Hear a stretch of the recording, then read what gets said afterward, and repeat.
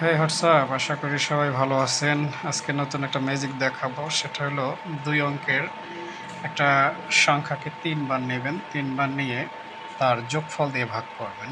যেমন 15, 15, 15 এর যোগ করলে হয় 45।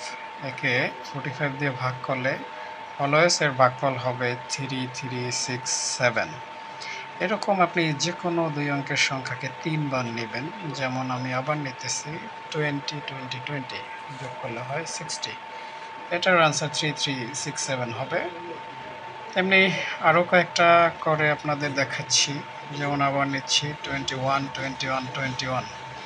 তো 63 দিয়ে ভাগ করলে 3367। আরেকটা নিচ্ছি, সেটা হলো 16, 16, 16।